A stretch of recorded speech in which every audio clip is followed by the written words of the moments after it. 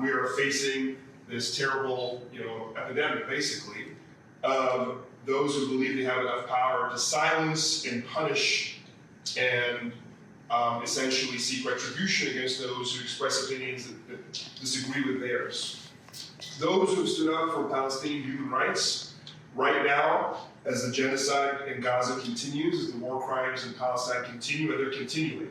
They may not be in the media as much, but they're happening at a far greater rate and far greater intensity. Hospitals being bombed, children being maimed and killed, prisoners being tortured, and endless amounts of people being displaced. All of this is happening as American citizens stand up and say, not in my name, not on my watch, I'm against this. They then face either retribution, some of them are fired from their jobs, or punished as students in their universities.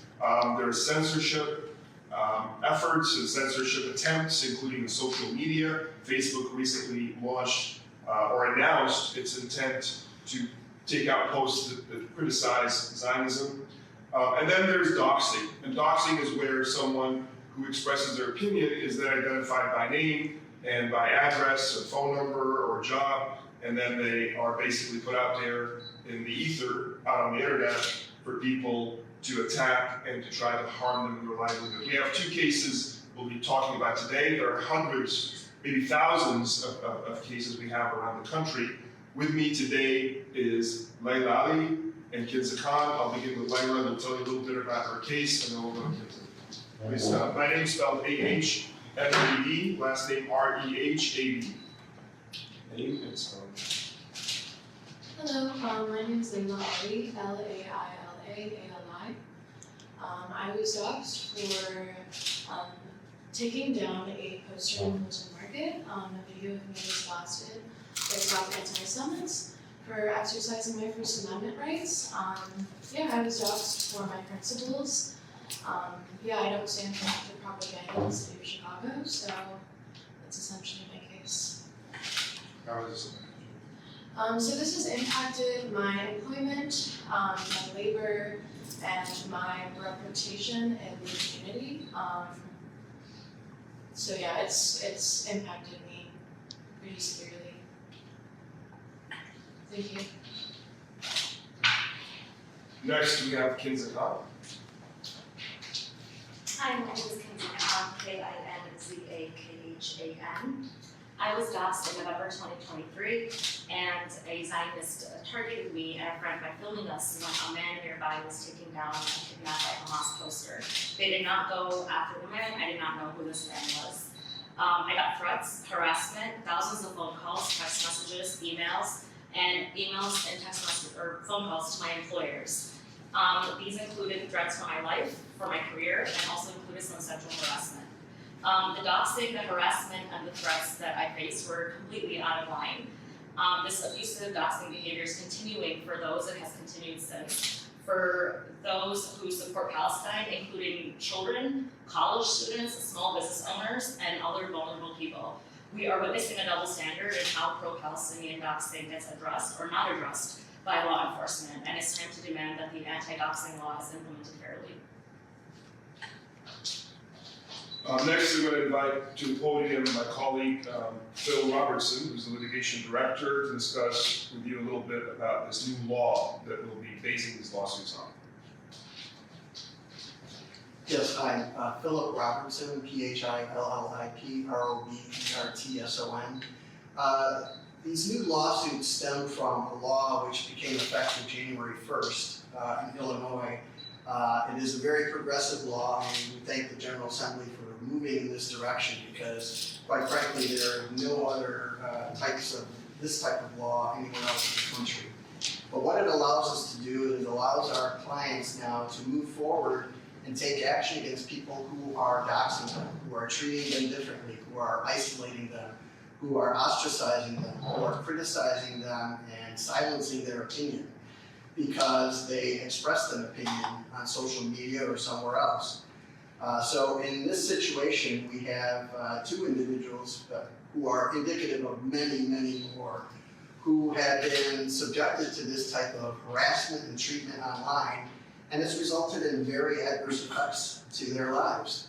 There are effects to their emotions, to their psychology, to their well-being, their mental well-being. They've had issues with employment, jobs, in their careers, securing things like that. So as we look at these types of cases, I think again we have to appreciate the fact that now we have a tool here in Illinois that allows citizens to go after the people who have been harassing them finally. We don't have to wait for Facebook to take action against them, or TikTok, or any other social media platform. Now our clients can take action themselves. And the best part too is that we don't have to wait for law enforcement to do something about it. We can take action now ourselves. So we want to encourage people to contact CAIR and let us know that if they've been doxxed, how they've been doxxed, how long it's been going on, and keep these lawsuits coming so that we can work to try and end this scourge, which has been happening now for far too long in this country.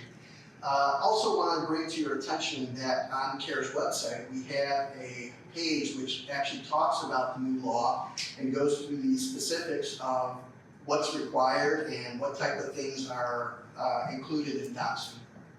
If anybody has any specific questions about the law, I'd be happy to answer them. So to summarize, these are two potentially more cases that we'll be filing in court, and both cases surround the fact of individuals who express their First Amendment rights and their principles, and whose information, whose personal and private information was put out into the public with an intent to harm them and harass them and stop them, prevent them by force and by harassment from expressing their views and sending a message to others to chill their intent or ability to be able to express themselves as well. This is essentially a form of terrorizing individuals who hold pro-Palestinian positions from speaking out, lest they lose their jobs and their livelihoods. And we've seen this happen plenty of times around the country. These are not hypotheticals. This has been a real scourge in this country, along with many others that have stemmed from this horrible situation in the Middle East, including academic censorship and retribution against students, and all the gaslighting that we have seen against students and against individuals who speak out for Palestine. This concludes our portion of the press conference. If you have any questions, we are now glad to attempt to answer those questions. Just stay there for a second, we'll get some good shots. Stay right there.